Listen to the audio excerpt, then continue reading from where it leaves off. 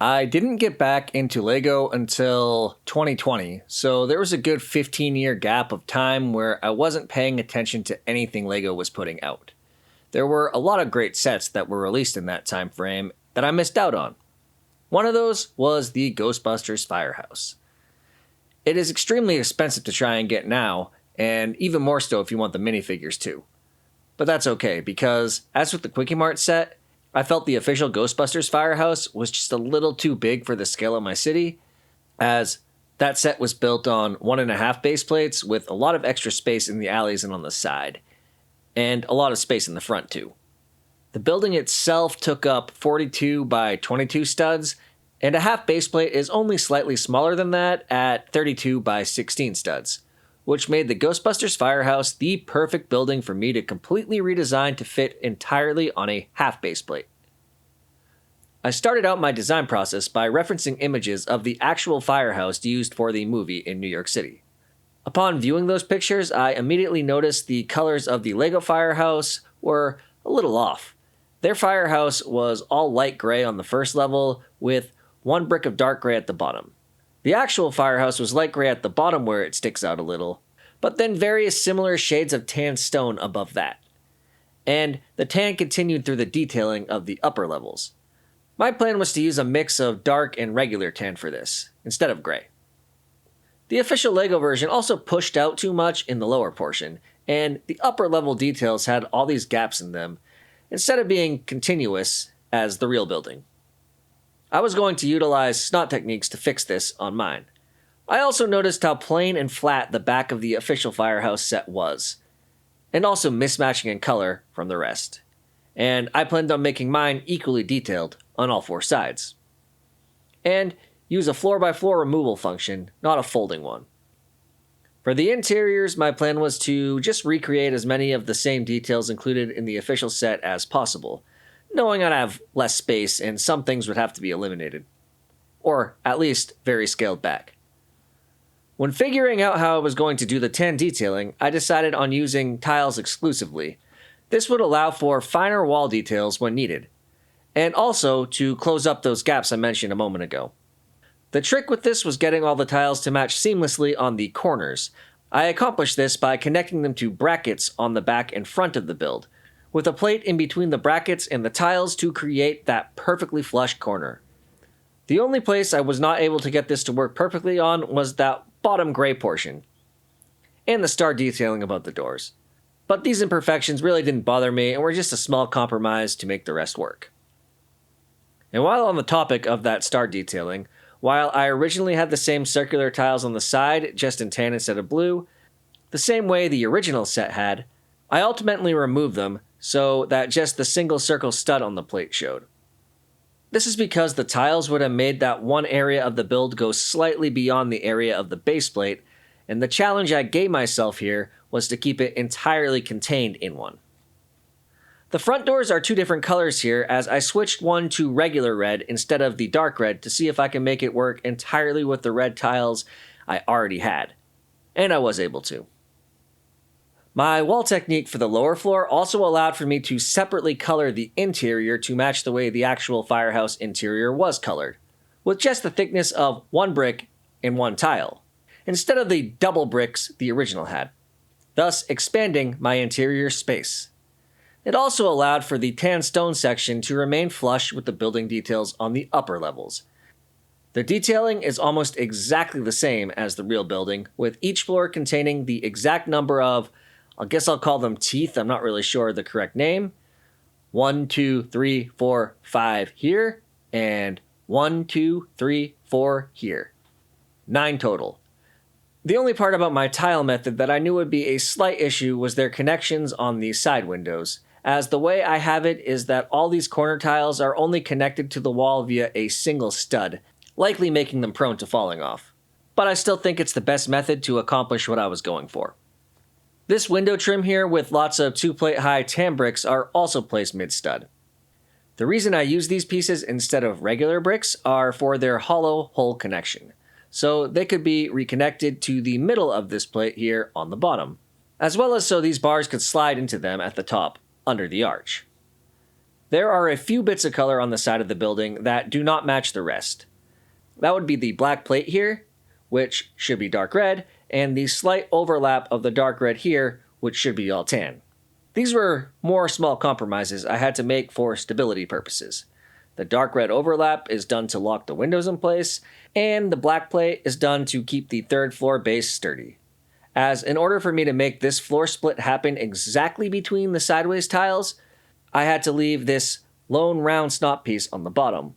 And while the 2x2 piece that does the same type of function would have been far more stable, it wouldn't have worked here, as I have these corner tiles for the two sections of windows utilizing the middle hole in between the studs.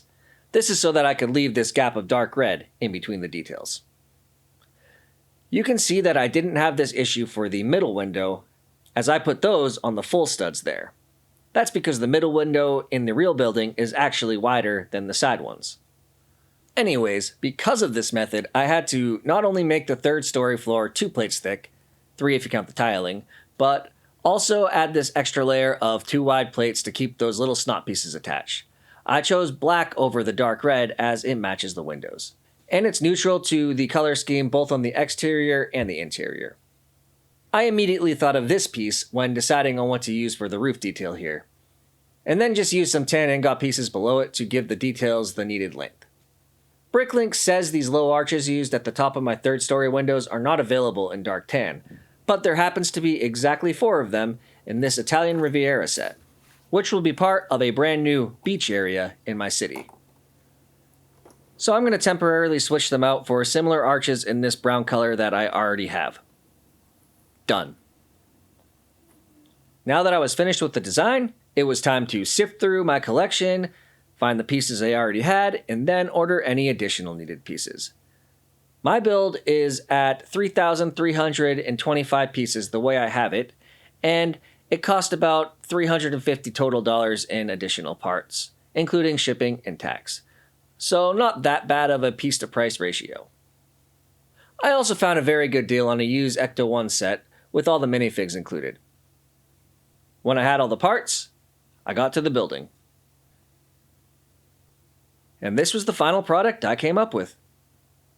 Placed right here in the spot between my scaled down Quickie Mart and Nakatomi Plaza. I was hoping the Ecto 1 would fit right into the garage level, but it was too big. Too big to even make the turn from the street into the garage. The car as built is about 9 studs wide, a scale quite a bit larger than minifig scale, which I consider to be between 6 and 8 studs in width. So like with the X-Jet and the Quinjet, I got to work making a downscaled version of it. And here it is. Designing minifigure scale cars is definitely not a strong point of mine, but I think this works pretty well. Essentially, all I did was make the middle section 5 studs instead of 6, and use the Technic bricks that the original wheels were attached to convert it back to 6 studs where the windshields go. And then used smaller wheels. Now it's much closer to an appropriate scale. And while it's still a little too big, it now fits comfortably through the firehouse doors. And it would go all the way back if it wasn't for Janine's office. I designed my Janine with minifigure parts I already had, and I made her look more like the version of the character from the animated series, as I like the portrayal of her, and especially Slimer, way more in the show than in the movies.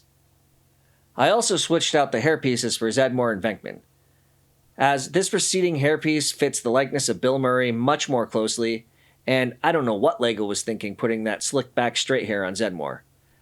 Instead, I used the Miles Morales hairpiece, and I think it fits Ernie Hudson's look far more closely. While the actual firehouse has a Ghostbuster flag in the front, I didn't have that piece from the original set. So instead, I used the slope piece from the character stand from the Ecto 1 set in its place. Since this building has no basement, the ghost containment unit sits in the back behind the stairs. It's mostly the same design as the original set with a few added details.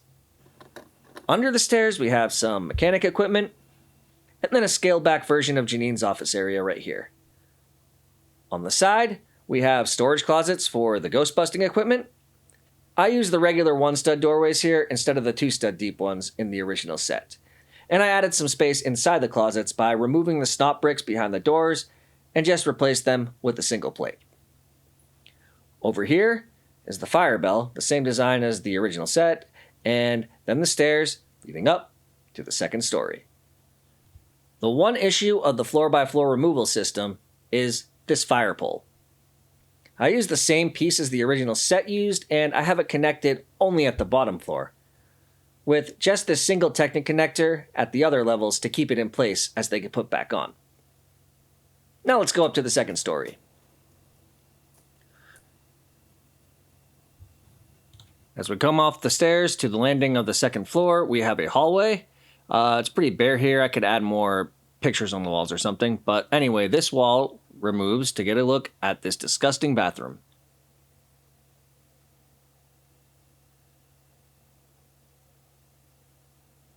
And as we go down the hall, we have a dining area. And then the kitchen, where Slimer is doing what he does best, eating all the food. Most of these elements are built exactly as they were in the original set or just slightly altered to fit the new space. Moving up the stairs again, we have the final story. While I was worried my design for the snot pieces at the base of this would be unstable, it actually worked out way better than expected. All these detailing tiles stay on quite well.